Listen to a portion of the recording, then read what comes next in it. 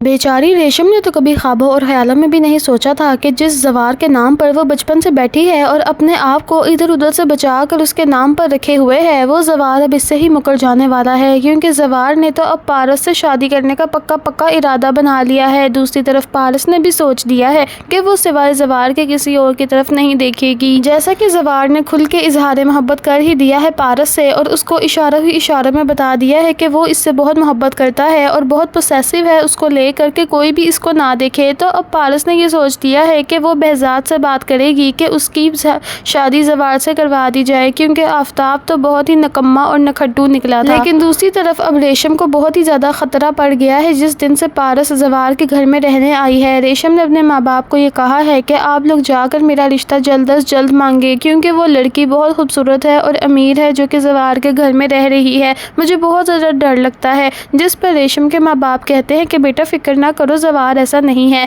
बहरहाल अब रेशम का रिश्ता लेकर उसका बाप आ जाता है। ज़वार के बाप को ये कहता है कि अब मैं सोच रहा हूँ कि ज़वार की और रेशम की भी शादी करवा दी जाए और जिस दिन इनका वलीमा होगा उस दिन हम अपनी बेटी मरियम की भी रुखसती कर देंगे। पीछे खड़ा ज़वार की सारी बातें सुन रहा होता है और दूसरी तरफ खड़ी होकर पारस भी सारी की सारी बातें सुन रही होती है। पारस तो जैसे सदमे में चली जाती है ये बात सुनकर, क्योंकि उसको तो पता ही नहीं होता कि ज़वार इंगेज्ड है। लेकिन ज़वार वहाँ पर खड़े खड़े ही अपने खालू जान को ये कह देता है कि खालू मैं अभी शादी नहीं कर सकता, जिस पर ज़वार का बाप एकदम से हक्का बक्का रह जाता है, क्योंकि वो तो यहाँ पर इसकी डेट फिक्स करने लगा था और ज़वार ने आते के साथ ही इतना बड़ा धमाका फोड़ दिया। वो कहता है कि बेटा क्या हो गया है, क्यों शादी नहीं करनी? तो ज़वार कहता है कि देखें आप लोगों से कोई भी बात ढकी छुपी नहीं है, मेरी जॉब अभी ऐसी नहीं है कि मैं शादी कर सकूँ। मैं एक सिक्योरिटी गार्ड हूँ और किसी भी टाइम मेरी जान जा सकती है। मैंने तो अपनी जान गिरवी पे रखवाई हुई है,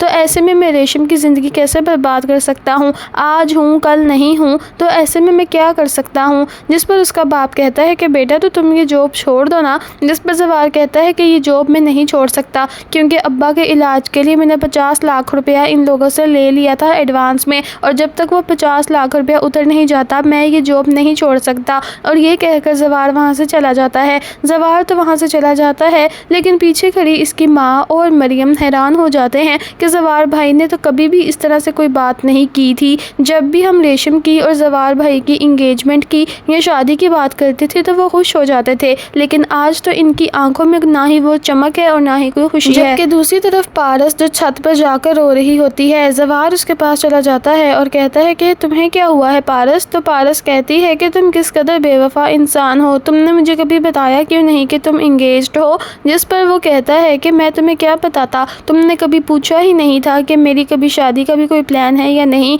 जिस पर पारस कहती है कि तुम तो हमेशा ही कहते थे कि तुम्हारे घर में ये हो गया वो हो गया, जो तुम्हारी ज़िंदगी का सबसे अहम तरीन पार्ट था कि तुम्हारी मंगनी हो चुकी है वो भी रेशम से, वो तो तुमने मुझे बताया ही नहीं। बहरहाल अब ज़वार उसका कहता है कि ये दिल भी तुम्हारा है, ये जान भी तुम्हारी है पारस, तुम्हें क्या लगता है मैं तुम्हें ऐसे ही बीच रास्ते छोड़ दूंगा? बस कुछ ऐसी हरकतें हैं और जो ऐसी बातें हैं जो कि कभी करना बाकी हैं, उसके बाद फिर मैं खुद तुम्हारे घर रिश्ता लेकर जाऊंगा, अभी मैं इस काबिल नहीं हूँ। जिस पर पारस कहती है कि तुम जिस भी काबिल हो मुझे कबूल हो, और वैसे भी मेरे डैड ऐसे नहीं हैं कि वो किसी को पैसे से या उसके स्टेटस से जज करें। डैड को तो सिर्फ एक अच्छा लड़का चाहिए और तुमसे बढ़कर कोई भी अच्छा लड़का मेरे लिए हो ही नहीं सकता। तुम हमेशा अपनी जान आगे कर देते हो मेरी जान बचाने के लिए, हमेशा वो करते हो जो कि मुझे अच्छा लगता है, और तो और अब तो तुम मेरे कहे बगैर हर चीज़ समझ जाते हो, ये प्यार नहीं तो और क्या है? जिस पर ज़वार उसका हाथ पकड़ लेता है और कहता है कि तुम फिक्र मत करो,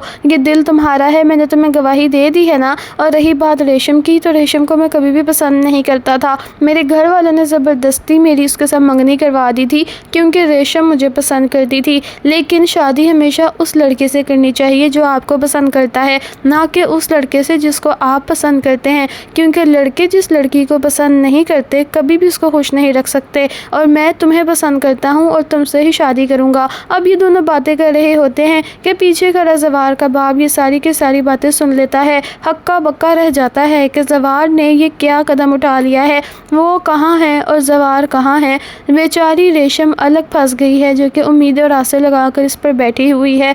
यानी कि दोस्तों मुहाफिज ड्रामा आगे आगे जाकर थोड़ा सैड भी होने वाला है, क्योंकि इमोशनल टर्न आ गया है इसमें बेचारी रेशम के लिए, जिसने पूरी ज़िंदगी ज़वार के نام پر گزار دی۔ زوار کو یاد کرتی رہتی تھی، یہاں پر مجھے بہت دکھ ہو رہا ہے ریشم کے لیے، کیونکہ بیچاری ریشم کا کیا ہی قصور تھا۔ زوار کو تو پر لگ گئے ہیں، اس کو ایک خوبصورت سی چڑیا اور تتلی نظر آ گئی ہے تو وہ اس کے پیچھے چلا گیا ہے، جبکہ پیچھے ریشم جو کتنے سالوں سے اس کے نام پر انتظار کر رہی ہے، اس کو کچھ بھی نہیں ملنا، اور پارس جو کہ اس کو گھاس بھی نہیں ڈالتی تھی، اب پارس کو محبت ہوئی ہے تو یہ پارس کا ہو جائے گا۔ آپ سب کو یہ ڈرامہ کیسا لگ رہا ہے ضرور بتائیے گا، اور ویڈیو پسند آئی ہے تو چینل کو سبسکرائب کر دیں۔ اللہ حافظ۔